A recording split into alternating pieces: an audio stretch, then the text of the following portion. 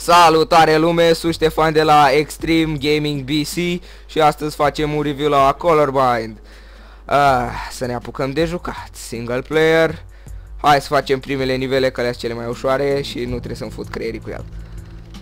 Jocul ăsta a apărut acum vreo 2 luni jumate pe Steam, la prețul incredibil de 7 euro.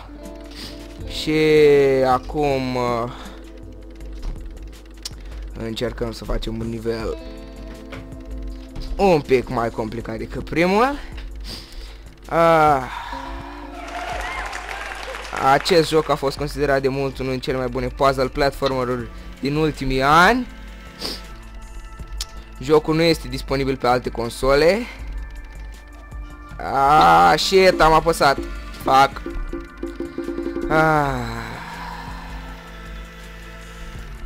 Trebuie să ne avem aia. O să o luăm pe aici și să trecem. De ce joc același nivel? Oh, Jesus.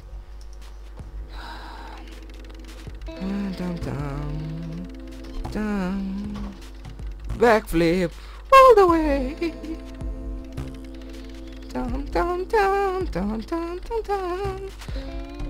Shit. Fuck!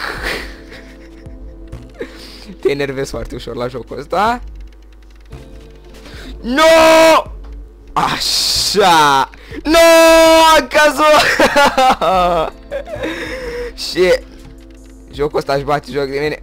Oameni buni, deci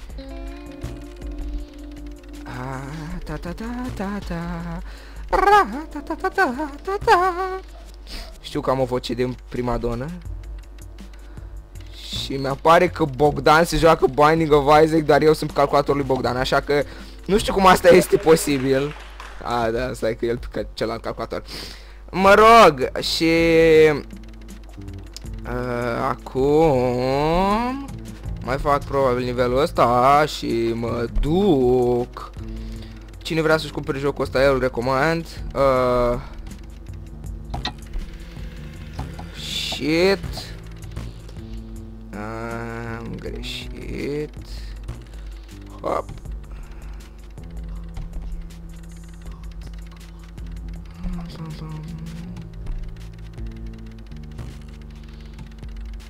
Bă, nu mai știu să mai fac nivelul ăsta. What the fuck?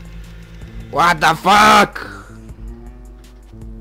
Ia să mă duc undeva pe aici. Puțin lag. Da, trebuia să împing chestii de asta. Sau nu? Da, vedeți că nu prea mă descurc, dar nu contează, pentru că noi suntem Extreme Gaming și noi ne descurcăm la toate. Depinde cum o iei. Nu știu, am făcut o bucată de căcat.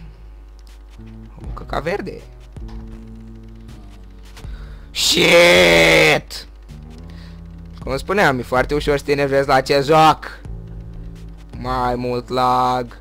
Și încă un fail. Fuck.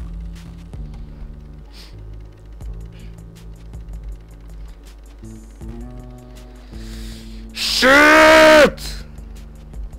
Da. Rage quit. Așa. Aveți aici opțiune de single player, cooperativ sau custom level-uri. Punctele astea de aici sunt achievement-uri.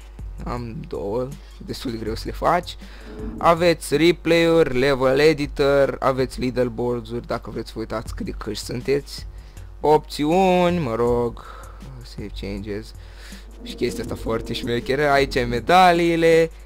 Și recomand jocul ăsta, eu o să-i dau nota 9 din 10 pentru că are niște bug-uri și cam enervant câteodată.